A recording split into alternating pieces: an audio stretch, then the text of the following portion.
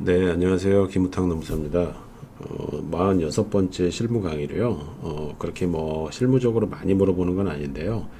그래도 종종 물어보시는 그 부당 노동 행위 중에 보통 두 번째로 지칭이 되고 있는 환경계약, 보통 뭐 비열계약이라고도 하는데요. 환경계약에 대해서 한번 설명을 드려볼게요. 지금 보시는 요 화면 요거는요. 제가 그 CFO 아카데미라는 데서 1년에 두 번 정도 실무 강의를 3일 동안 진행을 하는데 그 교환에 있는 내용의 그 원본 편집본을 제가 유튜브 촬영을 위해서 한번 화면을 띄워본 거예요. 그래서 이 책은 이제 97개의 사례로 되어 있는데 뭐 나중에 좀 개정을 할 예정이고요. 거의 막판에 이제 92번째 사례인데 그냥 저희 그 제가 운영하는 회사 원이라는 데서 가상의 회사 사례로 만든 거예요. 자, 보시게 되면은 상시 근로자 수는 200명이고 근로자 중에 20명은 노무부서 소속이다. 자, 노무부서 소속이라는 거는요, 노동조합에 가입할 권리가 없고 노조법상 근로자로 보기 어려운 사람들이에요. 그러니까 실질적으로 노조에 가입할 수 있는 사람은 180명이라는 얘기고요. 그래서 근데 이러한 180명 중에서 조합원 수가 125명인 제1노조가 조직되어 있다. 자, 180분의 120이 정확하게 3분의 2거든요. 그래서 근로기준법이 아니라 그 노조법 81조에서 얘기하는 유니온숍에 대한 어떤 유효 요건인 3분의 1을 충족하는 게 120명인데 현재 제가 만든 가상의 사례에서는 125명이기 때문에 3분의 1을 초과하는 현재 비율을 가지고 있어요. 그래서 2022년 7월 1일 유니온숍 협정을 체결을 했거든요.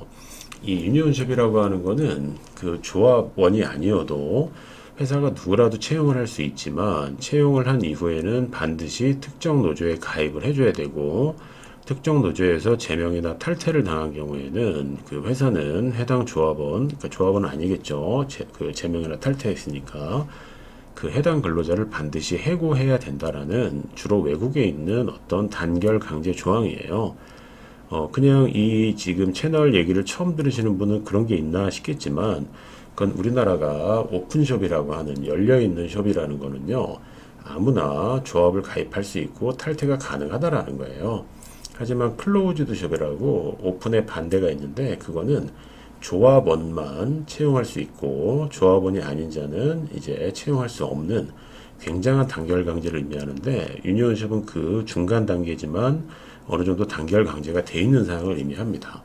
자, 그래서 유니온숍 체계를 했는데 지금 아직 제1노조는 가입하지 않은 30명에 대해서 이제 단결 강제를 위해서 제1노조에 가입을 해라.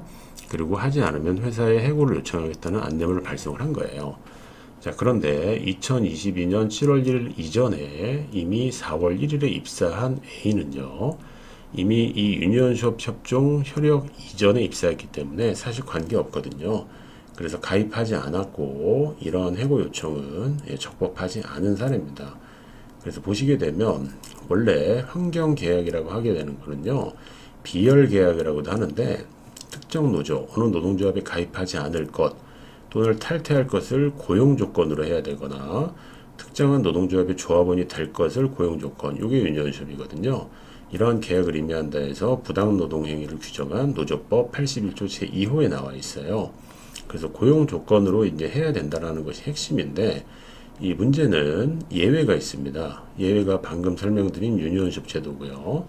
이거는 환경계약에 대한 예외인데 지금 우리나라 노조법 같은 경우는 그 노동조합이 당해 사업에 종사하는 근로자의 3분의 2 이상을 대표를 해야 돼요.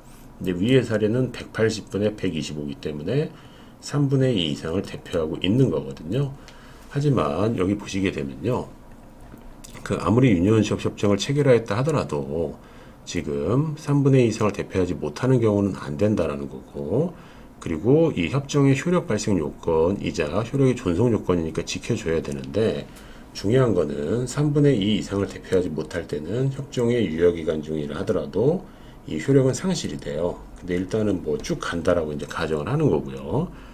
자, 그런데 여기 2002년 행정해석을 보게 되면요. 지금 보시게 되면 유니온숍 협정 체결 이후 신규로 입사한 근로자에 한해서 장래에 걸쳐서 효력이 미치기 때문에 다시 위로 사례를 가보시게 되면요.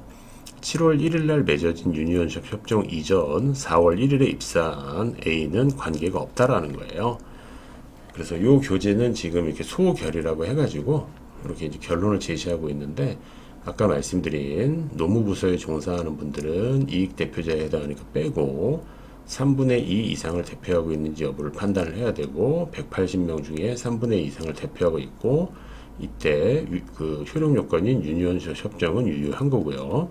하지만 중요한 거는 이 유니온숍 협정 체결 이후에 입사한 근로자에 한해서 발생하는 거기 때문에 그 협정 이전에 4월 1일에 입사한 근로자는 해고 요청을 적법하지 않다.